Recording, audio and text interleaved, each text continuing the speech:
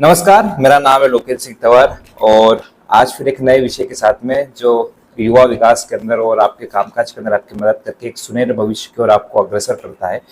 ऐसे समय समय पर हम विषय के ऊपर हम बातचीत करते रहते हैं। आज का विषय है टाइम मैनेजमेंट।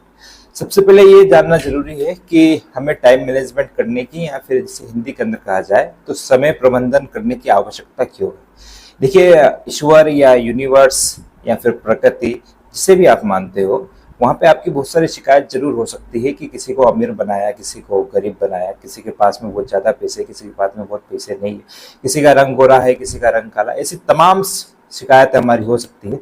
लेकिन यूनिवर्स, प्रकृति या ईश्वर ने अगर सभी को अगर एक चीज़ समान दी है, जो समय नरेंद्र मोदी जी को भी दिया है और वही समय आपको भी दिया है, तो वो सिर्फ एक ही चीज़ है जिसको हम बोला जाता है समय। यानी 24 घंटे उनके पास में भी है और 24 घंटे आपके पास में भी है। एक समय रहा होगा जब उन्होंने अपने समय का सदुपयोग करा होगा, इस कारण आज वो एक अच्छी पोजीशन के अंदर है।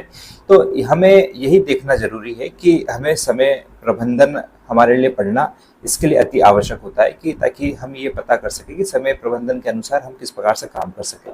समय प्रबंधन की सबसे बड़ी चीज ये होती है कि कैसे किया जाए, तो इसके में दो चीजें सबसे महत्वपूर्ण रहती है। मॉनिटरिंग का मतलब ये होता है कि दिन के अंदर अगर 24 घंटे है, तो यानी सुबह 8 बजे से लगा के 12 बजे तक के बाद में आप 10 मिनट इस बात का चिंतन जरूर करें कि मैंने अपना समय कहाँ कहाँ पर खर्चा करा और किस किस प्रकार से मेरा समय खर्चा हुआ। वही एक चीज होती है टाइम ब्लॉकिंग। टाइम ब्लॉकिंग का मतलब ये होता है कि आप सुबह जितने बजे उठ रहे हो और रात को जितने बजे आप सोने वाले हैं, उसकी एक लिस्टिंग कर ले कि मुझे कितनी बजे से कितने बजे तक कौन सा काम करना है।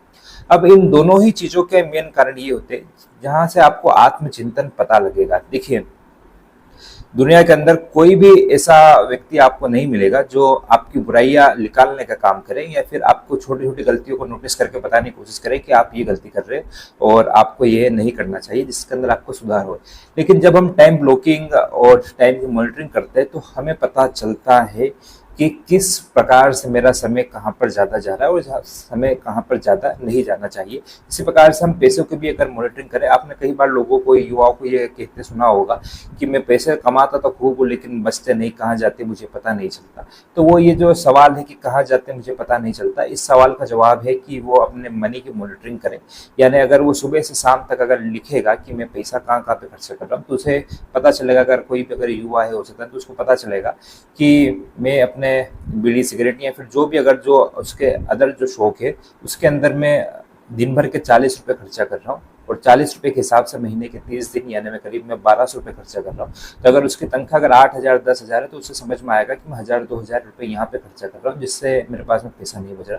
तो उसी प्रकार से जिस प्रकार से आपने मनी की मॉनिटरिंग करी, पैसों की मॉनिटरिंग करी, उसी प्रकार से जब आप समय की मॉनिटरिंग करेंगे, जब आपको पता चलेगा कि आपका समय कहाँ पर वेस्ट हो रहा था जिसको आपको वेस्ट नहीं करना चाहिए था।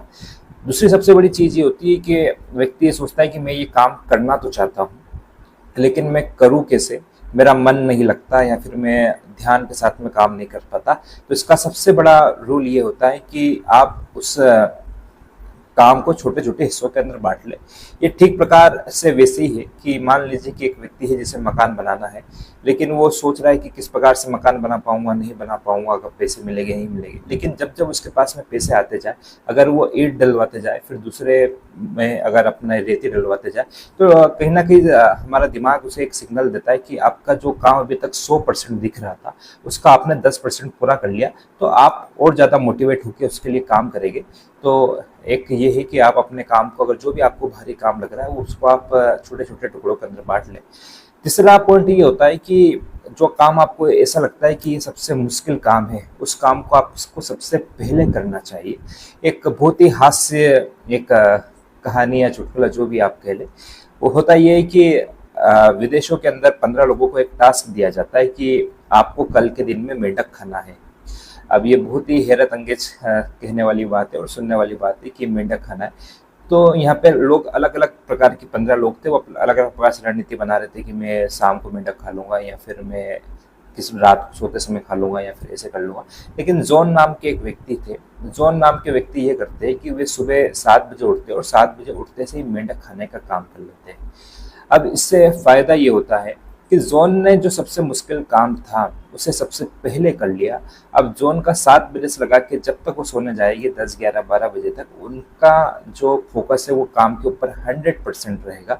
उन्हें बार बार इस बात की चिंता नहीं सताएगी कि आज का जो सबसे मुश्किल काम है वो मुझे करना है। जबकि जो दूसरे लोग हैं जिन्होंने मेंढक खाने को सबसे आखिरी में रखा है वो किसी भी काम के ऊपर उतना फोकस नहीं कर पाएंगे, क्योंकि उन्हें बार बार एक जो सबसे मुश्किल टास्क है वो सता रहा है। इसके लिए हमें करना ये चाहिए कि जो भी हमको सबसे मुश्किल काम लगे उसे सबसे पहला कर लेना चाहिए। चौथा पॉइंट ये है कि आपको आपकी बॉडी की एक्टिविटी को पहचानना पड़ेगा। आपने कई टॉपर, कई आईएएस या फिर जो सफल लोगों को आपने सुना होगा जिन्होंने एग्जाम देके वो पास हुए, तो जब आपने उनके इंटरव्यू सुनोगे तो कोई ये कहता है कि मैं सुबह 4 बजे उठ के पढ़ाई करता था, तो कोई ये कहता है कि मैं सुबह तो आराम से सो के उठता था और मैं 9 बजे उठ के पढ़ाई करता था। कोई आपसे ये कहेगा कि मैं शाम के समय पढ़ाई करता था, तो कोई ये कहेगा कि मैं दिन भर नहीं पढ़ता था, मैं रात के समय पढ़ाई करता था। इसका मतलब ये होता है कि उन्होंने अपनी बॉडी की एक्टिविटी को पहचाना कि मैं कब सबसे ज़्यादा एक्टिव रहता हूँ। क्योंकि मान लीजिए कि आप सुबह से शाम तक अगर किताब लेके बैठे तो है, लेकिन आपका बॉडी और माइंड वहाँ पर प्रेजेंट नहीं है, तो फिर वहाँ पे 8 घंटे बैठने से भी कोई मतलब नहीं है, क्योंकि आपको कुछ समझ नहीं आ रहा है। लेकिन जब आप बॉडी की एक्टिविटी को पहचानेंगे कि मैं सबसे ज़्यादा कौन से समय पर एक्टिव रह पाता हूँ, तो इससे ये होगा कि उसमें आप काम अगर कम भी करेंगे तब भी आप उसका रिजल्ट अच्छा निकलेगा। 2 प्रकार की चीज़ें होती है कि किसी काम के अंदर हमको 80% वर्क करते हैं और उसका रिजल्ट 20% निकलता है, और किसी काम को हम 20% करते हैं और उसका रिजल्ट 80% निकलता है। तो मैं चाहता हूँ कि आप 20% काम करें और उसका रिजल्ट 80% निकल के आए, जिससे लाभ आपको ही होगा। अगला पॉइंट ये है कि आप समय को परचेस करें, मतलब समय को आप खरीदना सीखें। एक बहुत ही अच्छी बात यह है कि एक पत्नी जो रहती है वो अपने हस्बैंड को ज़बरदस्ती, उनकी मीटिंग चलती रहती है, लेकिन उनसे वो कहती है कि आपको मेरे साथ में खरीदारी करने के लिए जाना पड़ेगा। पत्नी को साड़ी खरीदनी होती है और पति को ज़बरदस्ती लेके जाती है, और साड़ी जब खरीदनी रहती है तो साड़ी 150 रुपये की रहती है, लेकिन 20 मिनट तक बार्गेनिंग करती है पत्नी कि आप इतने कम में दीजिए। ऐसे करके वो 120 रुपये के अंदर साड़ी खरीद के लेके आती है और अब बाहर आके अपने पति को कहती है कि मैंने आपके 30 रुपये बचा दिए। लेकिन पति ये कहता है कि तुमने 20 मिनट बात करके मेरे 30 रुपये बचाए, और अगर 20 मिनट अगर मैं मीटिंग कर लेता या फिर वो काम कर लेता तो उसके मुझे 2000 रुपये मिलते। तो आपको ये जानना सबसे ज़्यादा अति आवश्यक है कि आपको कौन से समय को आप खरीदें, कौन से समय को आप ज़्यादा समय देकर और वहाँ पे पैसे कम मिल रहे हो और कहाँ पे आपको यूटिलाइज करना चाहिए। तो सबसे पहले एक मेन चीज़ ये होती है कि आप समय को खरीदें। अगला ये विद्यार्थियों के लिए भी सबसे अति आवश्यक मैं समझता हूँ, और हर किसी के लिए अति आवश्यक है कि आप आपके जो काम है उसको 4 टुकड़ों के अंदर बांट लें, एक लिस्ट बना लें। जैसे कि अगर आपको कल अगर कोई काम करना है तो उन्हें इस टुकड़ों के अंदर बांटने का काम करें। एक तो सबसे अति आवश्यक और सबसे महत्वपूर्ण, दूसरा अति आवश्यक तो है लेकिन इतना महत्वपूर्ण नहीं है, तीसरा न तो आवश्यक और न ही महत्वपूर्ण, और चौथा है डिलीट करने की कैटेगरी के अंदर।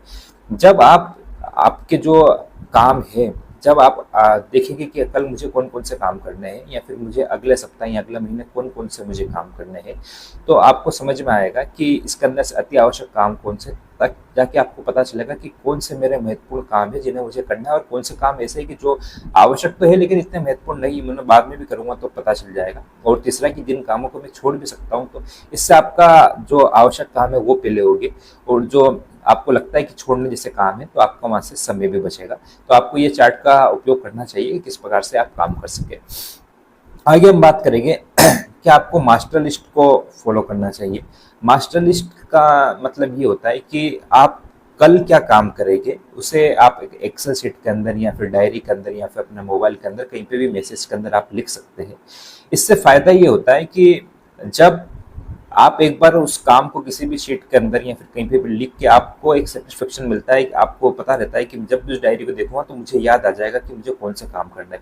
लेकिन जब आप ये नहीं करते हैं तो वो काम कहीं ना कहीं आपके दिमाग के बैकग्राउंड के अंदर चलते रहते हैं और वो काम आपसे ही एनर्जी खाने का काम करते हैं।